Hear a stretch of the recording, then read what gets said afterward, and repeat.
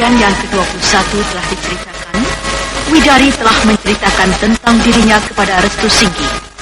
Dan Restu Singgih menjadi mengerti. Namun Widari tidak mengerti kenapa Restu Singgih tiba-tiba muncul di tempat itu.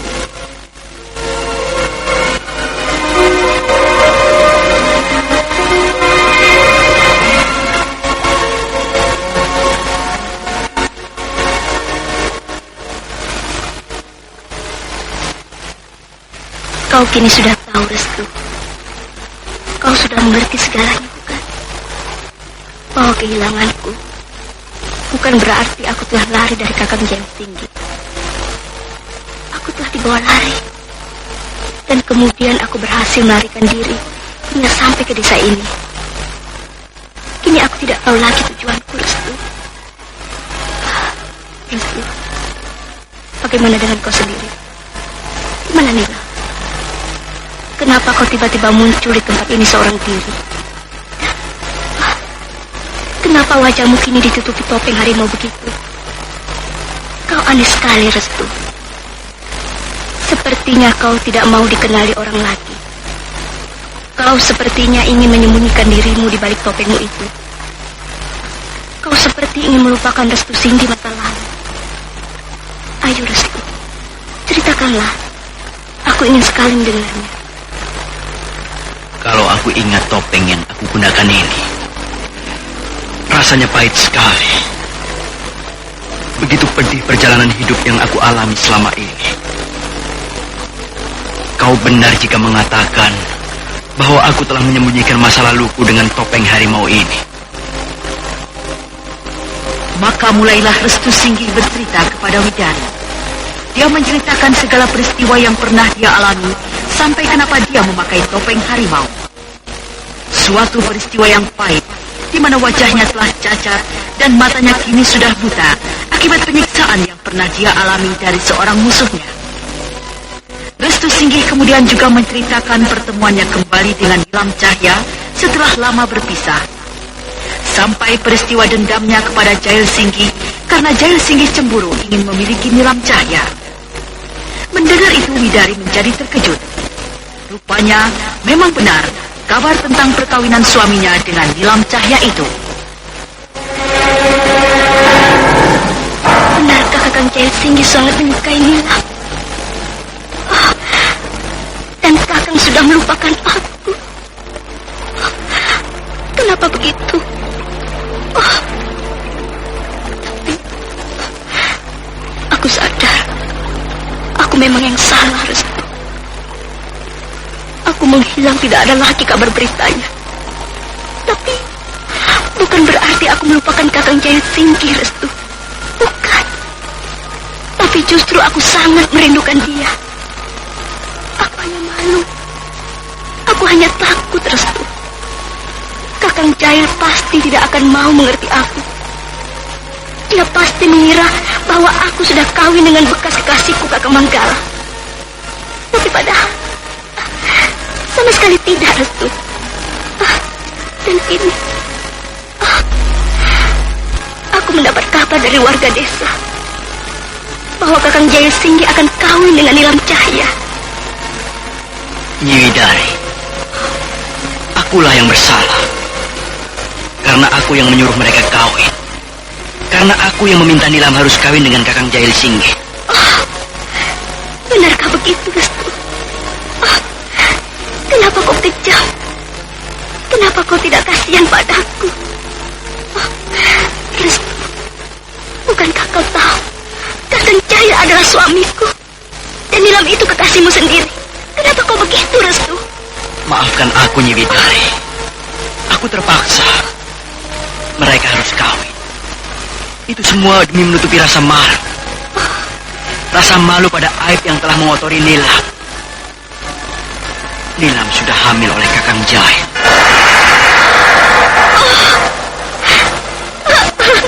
Tidak. Maafkan aku, Widari. Maafkan Kakang Jaya. Semua sudah terjadi.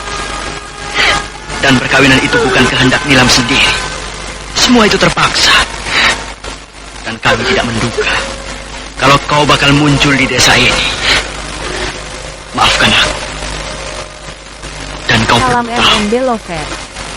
sebenarnya saat ini Kakang Jail sudah mengira aku sudah mati. Karena dia merasa telah berhasil membunuhku. Dia telah meracuni aku. Dia telah membuang diriku ke sungai itu. Karena aku dianggapnya sudah mati. Padahal aku hanyalah berpura-pura saja. Aku tidak meminum racun itu. Aku telah membuangnya. Aku hanya berpura-pura mati dan ingin mengetahui kenapa Kakang Jail sampai begitu kejam dan berniat buruk sekali padaku. Ternyata dia benar-benar ingin menyingkirkan aku. Dia benar-benar ingin melenyapkan diriku. Karena dia merasa aku sebagai orang penghalang utama untuk dia memiliki Nilam. Dia terlalu cemburu. Tapi aku belum mati. Aku sengaja bersembunyi. Dan aku memang sengaja tidak menampakkan diri. Aku senang sekali kalau aku sudah dianggapnya mati. Dan aku pun sengaja sering datang mengganggu Kakang Jail. Aku hanya ingin agar dia mau sadar. Tapi sepertinya Kakang Jail semakin menjadi-jadi. Dia masih dendam padaku. Dia ragu atas kematianku. Karena aku memang sering muncul dan mengganggunya setiap malam. Tapi aku tidak pernah menampakkan diriku. Dan dia tidak tahu tempat persembunyianku. Disinilah aku sering menyembunyikan diriku jika aku kembali. Nilam sampai saat ini pun belum mengetahui bagaimana nasibku dan di mana aku. Kini aku mengerti, Restu. Aku mengerti kalian. Semua perkawinan itu bukan datang dari keinginan Nilam, tapi keinginan kalian. Tapi karena Kakang Jaya sendiri menyukai Nilam dan terpaksa melakukan perbuatan terkutuk pada diri Nilam. Aku jadi kasihan sekali pada Nilam. Aku kasihan pada kalian. Kenapa begitu buruk sikap Kakang Jaya sih? Tapi ketahuilah olehmu bahwa aku sebenarnya sangat mencintai Kakang Jaya. Aku sangat setia pada dia. Sebenarnya aku ingin kau mau membantu aku. Aku ingin perkawinan itu tidak terjadi, Restu. Aku mengerti. Aku akan membantu Nyi Widari. Tapi saya mohon, bantulah juga saya. Demi anak yang dikandung Nilam. Demi masa depan anak itu yang lahir dan harus memiliki bapak. Aku rela melepas Nilam. Aku ikhlas dia harus kawin dengan kakakku sendiri. Walau sebenarnya Nilam dan aku tidak ikhlas dan tidak rela sama sekali. Tapi semua itu demi anak yang dikandung. Dia harus lahir ada bapaknya. Dan aku mohon, Nyi Widari pun merelakan begitu.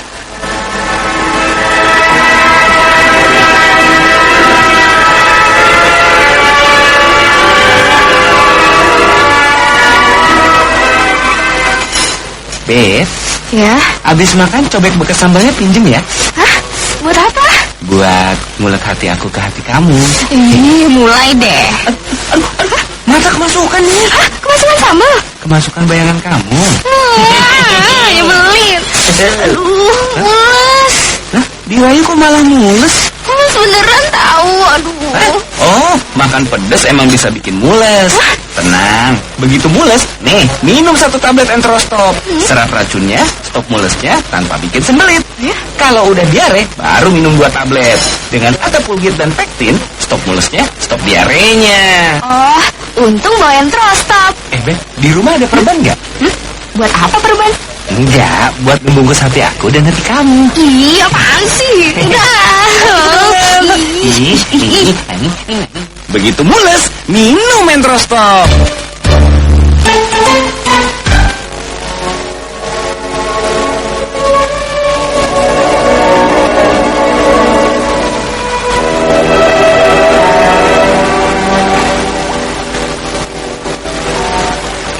Kaulah orang yang paling menderita. Kaulah orang yang harus menerima segala penderitaan. Aku masih kuat menahannya. Aku masih bisa berusaha menahannya, Restu. Asal Kakang Jahil mau bicara baik-baik padaku, aku rela. Demi kau, demi Nilam. Tapi bukan demi sikap Kakang Jahil yang tidak terpuji itu. Aku sungguh membenci dan menyesali sikap suamiku itu, Restu. Restu, aku juga minta maaf atas perbuatan suamiku pada kalian. Kamilah yang bersalah. Kau begitu menderita, Restu. Aku tahu, Restu. Aku pun kini mulai belajar dari kalian.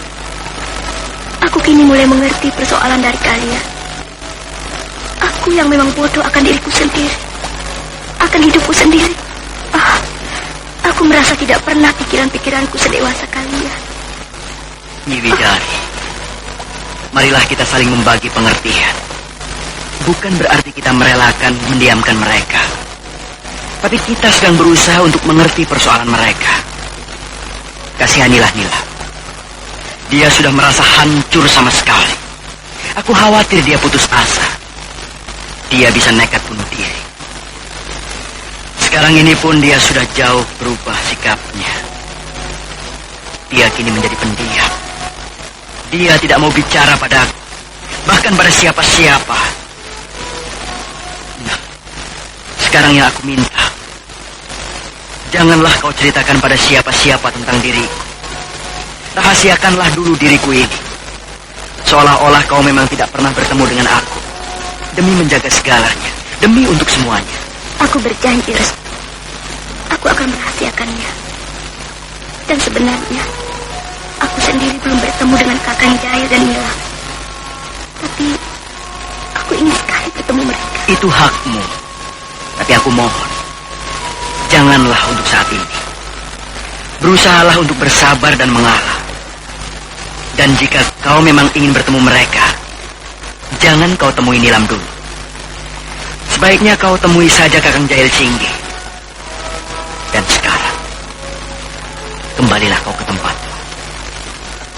Hari sebentar lagi akan gelap. Aku memang harus kembali, Restu. Aku juga kasihan pada nenek Songkon itu. Dia sedang sakit. Dia pasti khawatir denganku. Penyakit apa yang diderita nenek Songkon itu? Badannya sangat panas. Panas sekali, Restu. Aku kasihan sekali. Aku sudah berusaha mencari obat, tapi belum aku temukan obat yang cocok untuk menyembuhkannya. Sebenarnya aku sendiri belum kenal dengan nenek Songkon itu. Menurut dia adalah ibu dari laki-laki bernama Bakar yang kerja di rumah Bukades itu, Restu. Tapi kabarnya, anaknya itu menurut Bukades sendiri sudah pergi entah kemana. Bakar? Iya, aku ingat orang itu. Dia memang pembantu Bukadir. Tapi aku tidak pernah tahu orang itu. Memang sejak kedatanganku di rumah Bukadir, aku sendiri sudah tidak melihatnya. Dan menurut Bukadir sendiri, memang sudah pergi tanpa pamit kepadanya. Kalau begitu, aku akan ikut kau. Nah, mari kita ke tempat nenek itu. Tapi sebentar, aku akan mencari daun-daunan di sekitar sini. Barangkali bisa digunakan untuk menyembuhkan panasnya nenek Songkon itu.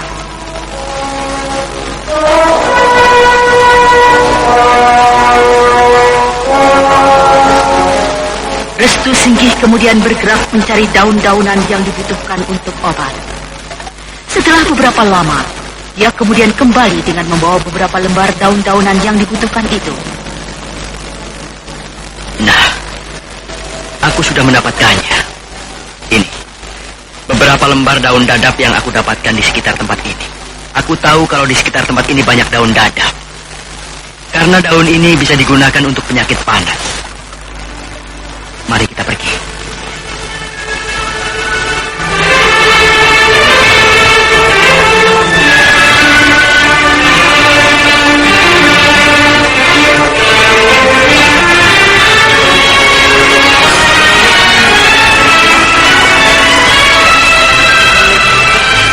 Mereka akhirnya pergi dari tempat itu.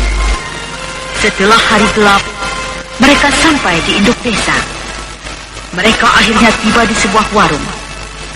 Widari kemudian mengajak Restu Singgi masuk ke dalam kamar Nenek Songkon.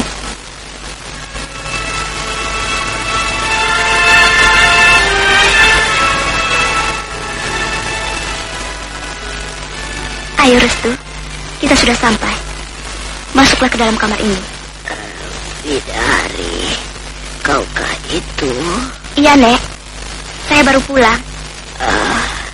Siapa orang yang bertopeng harimau itu, Widari?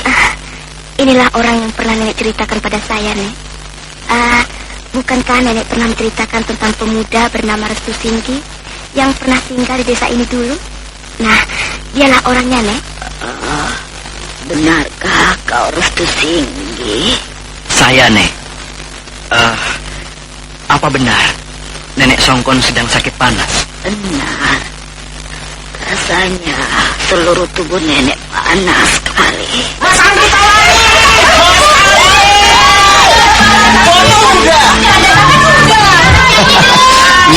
Iya, boleh. Dengerin ya. Aktivitas tinggi, olahraga berkeringat. Awas kamu kena gatal jamur. Artis mana mungkin kena gatal jamur? Siapa bilang artis gak pernah kena gatal jamur? Dulu saya pernah mengalaminya karena aktivitas padat, udara lembab, kepanasan, keringetan. Akibatnya saya kena gatal jamur, gatel banget dan bau kaki lagi. Kan ada salep impor. Saya pernah coba salep impor. Bukannya sembuh, kulit malah gosong.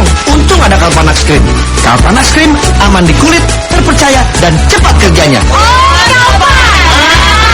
Makanya kalau gatal jamur jangan pakai sembarang salep.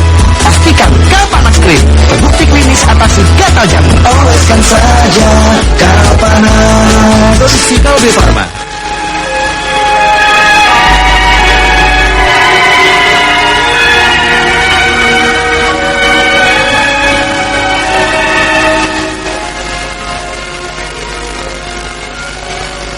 Nyi Widari, Ya, Restu.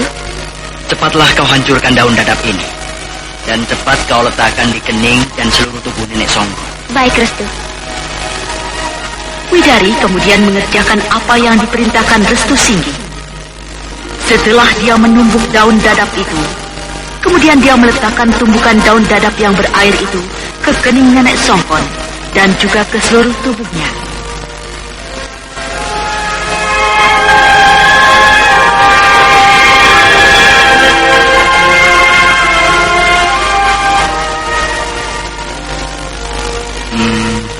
Bagaimana rasanya, nih? Adem sekali daun dadap ini. Mudah-mudahan panasnya bisa turun. Restu Singgi, jadi kau kembali lagi ke desa ini setelah semua warga desa tahu sejak lama kau sudah menghilang dari desa ini. Begitulah, Nek. Dan saya sebenarnya bertemu dengan Nyi Widari dan tidak sengaja, Nek.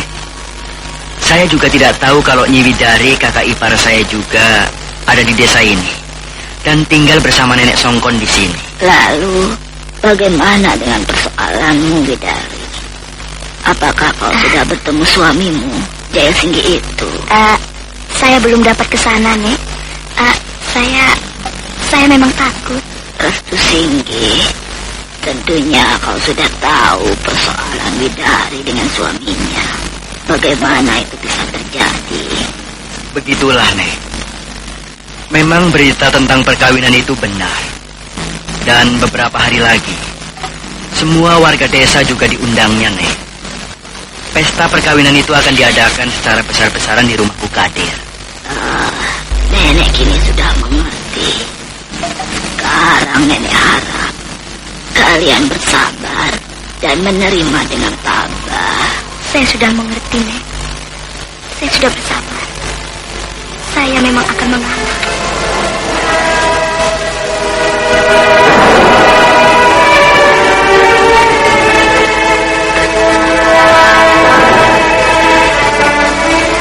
Maka demikianlah, Restu Singgi akhirnya memutuskan untuk bersembunyi di tempat itu.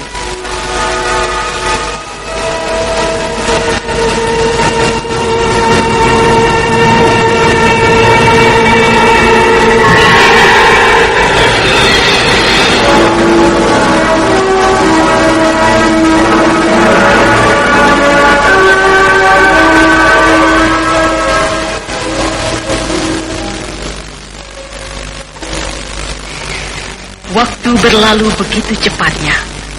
Malam sudah semakin larut.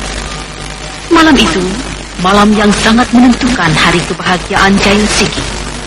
Karena malam itu adalah malam terakhir dari rencana perkawinannya. Bagaimana perasaanmu saat ini, Jail Singgi? Saya bahagia sekali, Bu Kadi. Saya senang. Karena saat-saat yang sejak lama saya tunggu, besok akan segera terwujud. Besok malam adalah tepatnya muncul bulan purnama. Besok malam adalah malam purnama. Dan itu berarti aku akan duduk bersanding bersama Nila menjadi pengantin. Aku akan menjadi suami istri. Jika perkawinan itu sudah selesai, tetaplah kalian tinggal di sini. Aku di sini hanya sendiri. Aku ingin dengar tangis bayi yang lahir dari Nyi Nilam. Ingin sekali. Kau harus bisa memujuk Nyi Nilam agar dia mau tinggal di sini. Itulah permintaanku. Saya akan usahakan. Saya akan berusaha agar Nilam tetap tinggal di sini.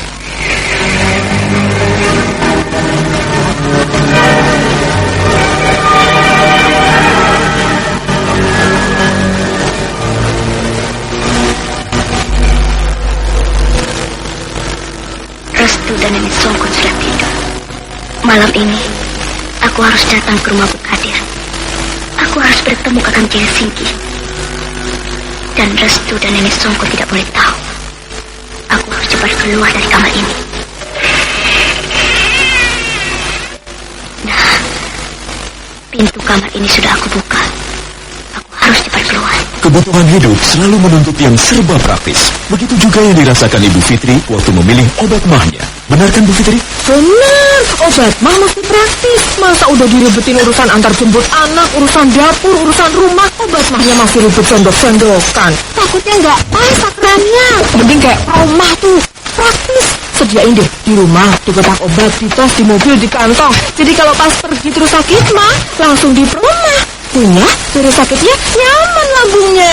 Kan Proma ada apa nih? Hidrotalsin. Roma, satu-satunya obat mah dengan hidrotalsin. Formula paling mutakhir yang langsung atasi sakit mah tepat di pusatnya.